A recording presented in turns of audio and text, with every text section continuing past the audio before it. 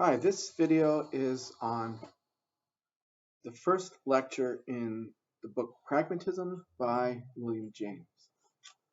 So imagine you're at Harvard in the late 19th century.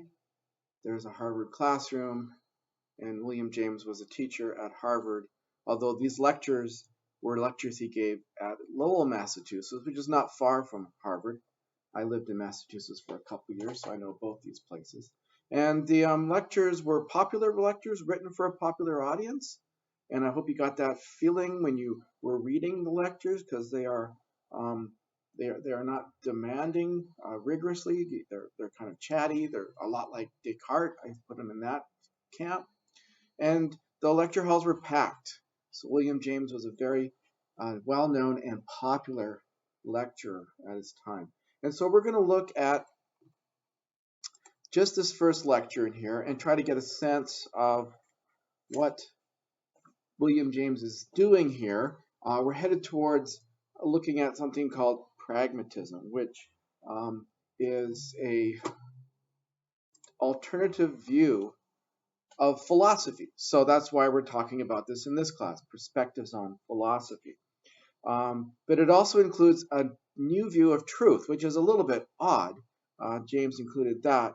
And so that makes it a little bit fun to think about, because when people start giving us alternative views of philosophy, that's fun in itself. But then when they start playing with the idea of truth, so one of the things you have to wonder is your new view of truth true? And on what view is that true? So if that's messing with you a little bit, don't worry about it too much yet. Okay, we'll come to that. And but philosophy is not just fun. I mean, it is fun, but we have to ask ourselves eventually with this is whether we should take this new view of truth and this new view of philosophy seriously. Okay, so I aim to make a couple points as we sketch through this first lecture. The first part of the lecture, I think, is a little bit thicker for points, getting clear what's going on. And then the second part of the lecture, I'm going to kind of jump around and grab a few things. I'm going to make 3 points. I'm going to talk about the nature of philosophy in William James's ideas, the nature of the history of philosophy. So these two things come in contrast, and why it went wrong. Okay, so that's the idea of the present dilemma. There is a dilemma, according to James, in philosophy, which you might remember is a little bit like the way Descartes approached things. He wanted to throw out the tradition of philosophy because he didn't think that it was working. Okay, so two philosophies. So this is how the work starts. I know that you, ladies and gentlemen, remember this is a lecture, have a philosophy, each and all of you, and that the most interesting, important thing about you is the way in which it determines the perspective in your several worlds. You know the same of me, and yet I confess to a certain tremor at the audacity of the enterprise which I am about to begin. For the philosophy which is so important in each of us is not a technical matter. It is our more or less dumb sense of what life honestly and deeply means. It is only partly got from books. It is our individual way of just seeing and feeling the total push and pressure of the cosmos. I have no right to assume that many of you are students of the cosmos in the classroom sense. Yet here I stand, desirous of interesting you in a philosophy which to no small extent has to be technically treated. Notice the apologies here.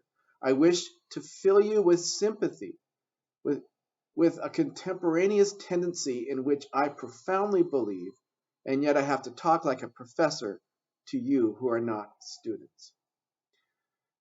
Okay, now if you have a sense, I think he protests too much. I think you should. If you also have the sense, I don't know what's going on here. Where did this even come from? Why would anybody think about things this way? And you should particularly have the sense as a person who's been reading Plato and Boethius and St. Thomas Aquinas and Descartes and John Stuart Mill. James knows very well that this is a very different way of looking at philosophy, but he's acting like everybody knows about this. Everybody's already clued into this, and this is not going to be something his audience is going to be puzzled about. Well, I wonder. Okay, So what we get going on in here is actually two philosophies, right? We have this kind of reference to philosophy in the classroom sense, philosophy as a technical matter. And what I think he's thinking about is the philosophy that we've been studying. And then there's this other sense, a more or less dumb sense of what life honestly and deeply means to each of us, which has a little bit of cachet. It sounds cool. I want to have one of those, and I want to have a sense of what life honestly and deeply means to us. And there's kind of a connection here between the old-fashioned view of wisdom, but it's not the same wisdom that Plato would have talked about. Okay, now a couple points about this philosophy that he's talking about. It's natural. Everyone has one. It's individual because it's our individual response to life. It's inevitable. He says you can't avoid having one. Trying to avoid having one is having one. It's not completely rational. This will be important. It's a seeing and feeling the total push of the cosmos, he says. Okay, it's a vision then pulled out of us versus one that we rationally arrived at because we were dragged out of the cave and had to think about things. Keep Socrates in the back of your mind here. Socrates is the alternative here.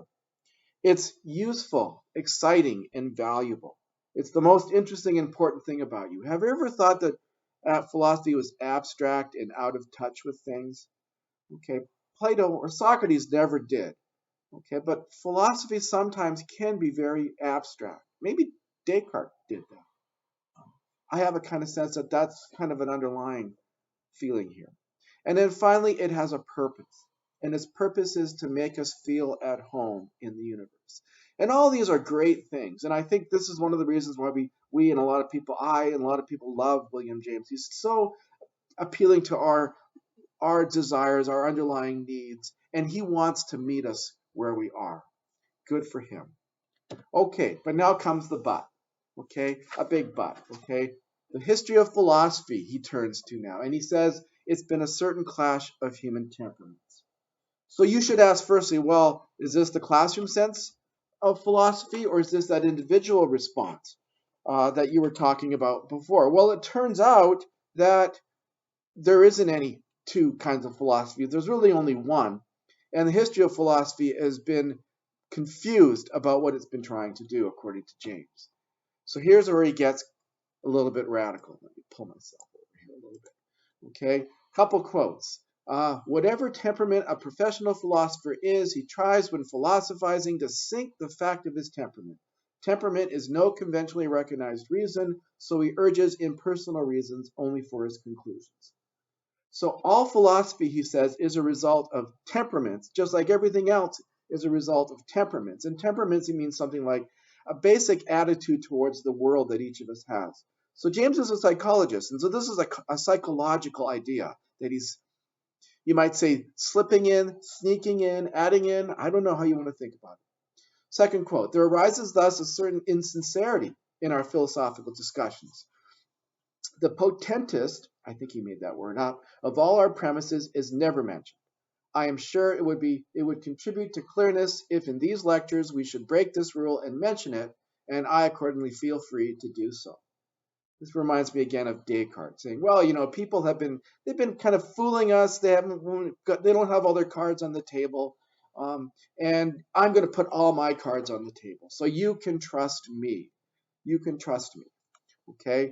And then there's this idea too that everything is being run by temperaments. And in a minute, we'll look at James's reinterpretation of the history of philosophy. But of course, we should take a moment out and we should ask ourselves, because this is getting a little controversial now.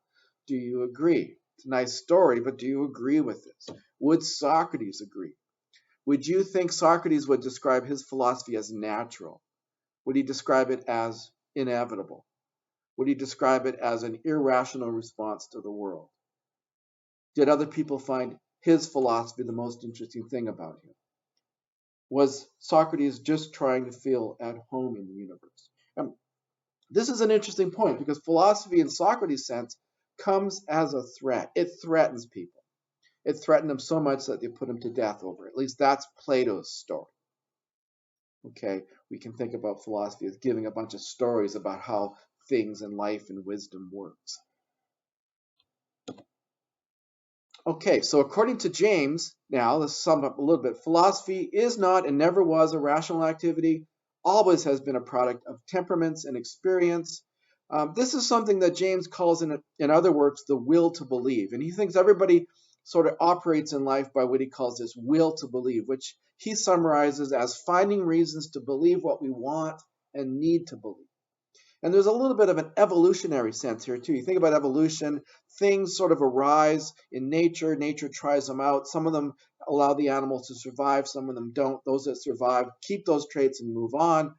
This is kind of an evolutionary view of human psychology, that we figure out what's going to work, what we need to believe to feel at home in the universe, and then we believe that. That's James's view, as odd as it sounds. And we'll be struggling with this because that's why he thinks truth is pragmatic, which is something we're coming to. Okay, so here's a little bit of the thought process. If our experience of life actually contains all realities talked about by different philosophers, and James thinks this is true, he calls this radical empiricism, and each of us selects from this whole the ones that allow us to find a home in the universe, then each of us has a philosophy, in quotes, okay, this new sense of philosophy, but our philosophies are not true in the traditional sense of the world. They aren't of the word. They aren't meant to. So there isn't a process of getting out of the cave and seeing the deeper realities of things. It's just a process of adjusting our lives so that we can maybe enjoy them or make sense of them. And we shouldn't pretend that they tell the story about how things really are. So Socrates and Plato now they're just giving you a line. Maybe they're confused. Maybe they're trying to confuse you. Notice how trust in philosophy and the philosopher is now being disturbed here. And for the Phaedo, Socrates thought trust was an important feature of getting ahead in philosophy. Descartes Descartes questioned that trust and in a way broke it. And James is breaking it too. Okay, so goodbye truth, hello truth. Playing with the word again, because different senses of the word. In fact, there is no how things really are in James's view. There's only what we have chosen to see. Everything is true means there is no truth, at least truth in the old sense. Everything is true means truth is pragmatic. So in a way, I'm setting this up, trying to showing you how the reasoning goes. We're going to dig into this a little more deeply in the next lecture. Okay, 3. So how does James take this and run with it and change the way we should be thinking about the history of philosophy? So temperaments, he says, with their cravings, I love that, and refusals do determine men in their philosophy and always will. And so then he gives a kind of account, which includes some things about the abstractness and unreality of philosophy. So he talks about a student who thinks, when I get to the philosophy classroom, we have a whole different way of talking about things. And then when I leave it, I'm back in the real world. So there's this kind of dichotomy that the student, he lives in two little worlds. He doesn't have unity of life, which was very important for Socrates, remember.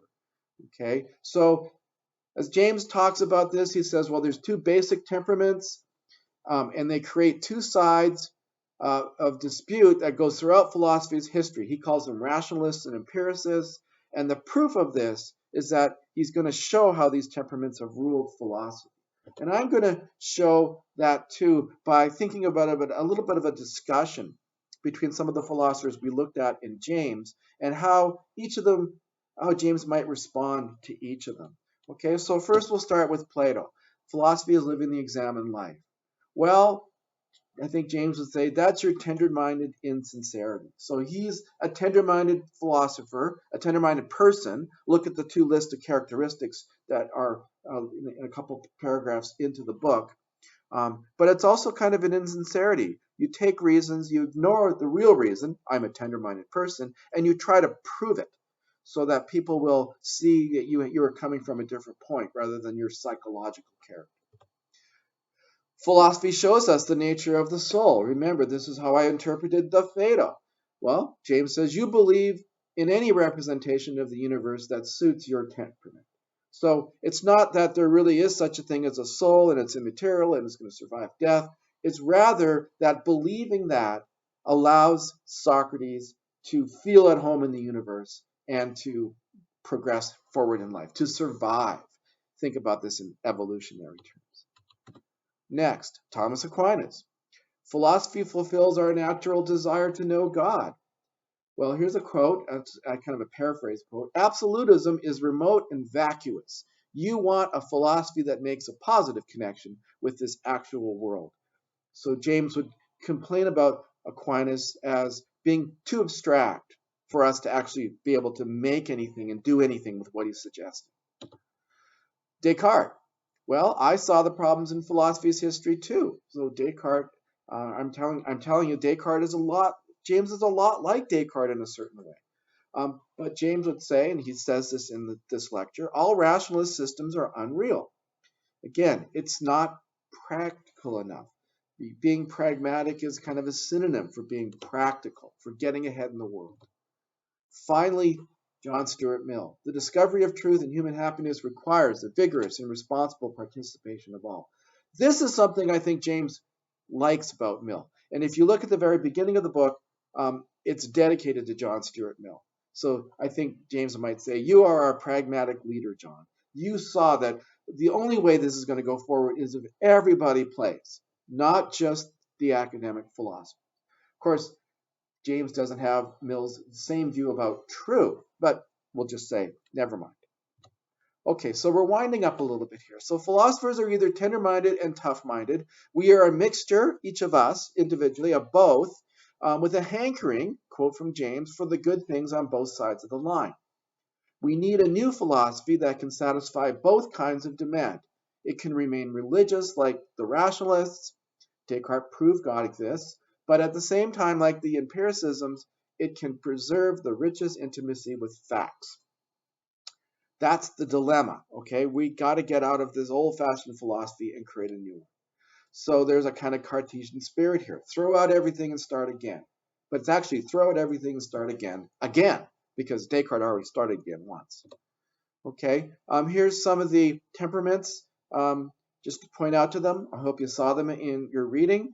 Okay, you might think about what's your temperament? Where do you fit here? Are you tender-minded? Are you tough-minded? Or do you think the whole thing is just, are you crazy? This is just nutty.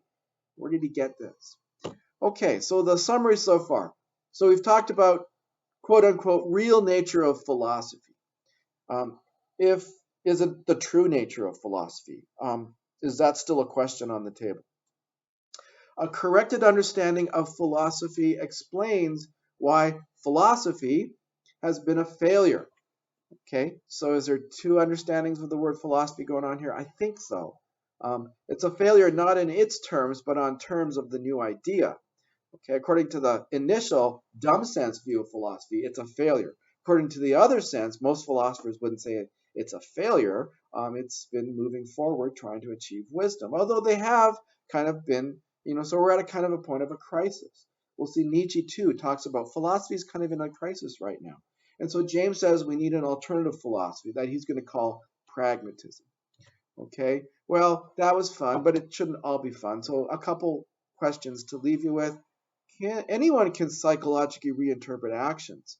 I mean, you can interpret virtuous versus neurotic motives of the same actions. So maybe someone is doing something because they believe truth and honesty or is the right way to act, or maybe just because they want to get something from you. Is that all that James is doing? And so maybe we shouldn't be impressed that he can go back through the history of philosophy and reinterpret it as a bunch of neurotic people who haven't quite figured out what life is all about. There could be other definitions of philosophy. Okay, let's grant that. Why insist that yours is true? What sense of the word true are you using? It corresponds with reality, or it's pragmatically true? We'll come back to this. And what do you think about this larger question? Could there be other definitions of truth? And would they be true, or what would we say about them? So that's one of those things that maybe twists you up a little bit. So don't let it twist you up too much, but we need to keep clear about that question as well as we move forward. Thanks.